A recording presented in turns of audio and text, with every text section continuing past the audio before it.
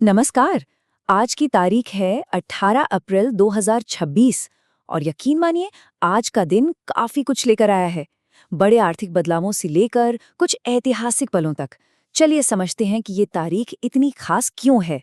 चलिए दिन की सबसे बड़ी खबर से शुरुआत करते हैं और वो खबर छिपी है सिर्फ एक नंबर में, 6। अब आप सोच रहे होंगे सिर्फ एक नंबर, लेकिन ये नंबर एक बहुत बड़ी कहानी कहता है। जी हाँ, यही है वो बड़ी खबर। आईएमएफ की latest world economic outlook 2026 report ने कंफर्म किया है कि भारत अब दुनिया की छठी सबसे बड़ी अर्थव्यवस्था बन गया है। ये सिर्फ कोई रैंक नहीं है, ये ग्लोबल स्टेज पर भारत के बढ़ते दबदबे का एक बहुत बड़ा सबूत है। और देखिए, भारत का ये आर्थिक उछाल कोई अकेली घटना नहीं है। ये एक बहुत बड़े बदलते हुए ग्लोबल और इकोनॉमिक सीन का हिस्सा है। तो चलिए कुछ और बड़ी खबरों पर नजर डालते हैं जो दिखाती हैं कि दुनिया कितनी तेजी से बदल रही है। और ये बदलाव हमें एशिया के अमीरों की लिस्ट में भी देखने को मिल रहा है। यहाँ पर एक बड़ा फेरबदल हुआ है। गौतम अडानी अब मुकेश अंबानी को पीछे छोड़ते हुए एशिया के सबसे अमीर शख्स बन गए हैं। तो टॉप पर अब एक नया नाम है। अच्छा, अब अमीरी की बातों से हटकर एक ऐसे मुद्दे पर आते हैं जो हम सबको, पूरी दुनिया को अफेक्ट करता है, पानी। वर्ल्ड बैंक एक बहुत ही जबरदस्त इनिशिएटिव लेकर आया है, वाटर फॉरवर्ड इनिशिएटिव। और इसका लक्ष्य छोटा मोटा नहीं है, लक्ष्य है 1 अरब लोगों तक पानी की सुरक्षा पहुंचाना। सोचिए, 1 अरब लोग। और सवाल उठता है कि ऐसी पहल की जरूरत आज क्यों है। क्योंकि देखिए, पानी का संकट अब कोई दूर के भविष्य का खतरा नहीं रहा। ये एक ग्लोबल इशू बन चुका है जो हम सबको छू रहा है। और हाँ, कॉम्पिटिटिव एग्जाम्स की तैयारी करने वालों के लिए तो ये एक हॉट टॉपिक है। ठीक है, तो दुनिया की खबरों से अब वापस अपने देश भारत की ओर लौटते हैं। चलिए देखते हैं कि यहाँ पॉलिसी, लोग और प्रोग्रेस के मोर्चे पर क्या कुछ चल रहा है। पॉलिटिकल गलियारों में इस वक्त सबसे ज्यादा हलचल है संसद में।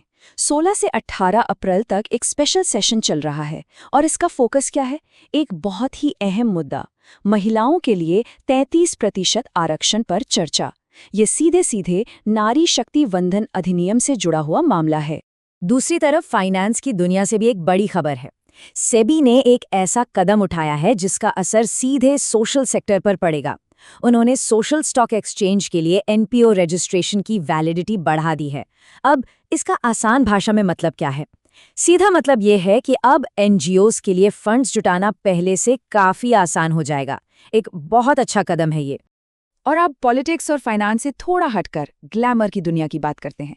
फेमिना मिस इंडिया 2026 इवेंट इस साल भुवनेश्वर में हो रहा है। तो जो लोग देश के कल्चरल कैलेंडर पर नजर रखते हैं, उनके लिए ये एक जरूरी अपडेट है। तो ये तो थी आज की सुर्खियां।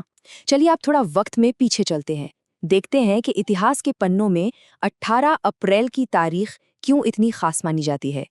सबसे पहले तो आज है वर्ल्ड हेरिटेज डे, यानी विश्व विरासत दिवस।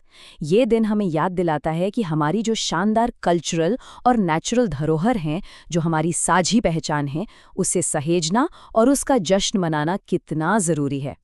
और ये तारीख इतिहास में कई घटनाओं की गवाह रही है।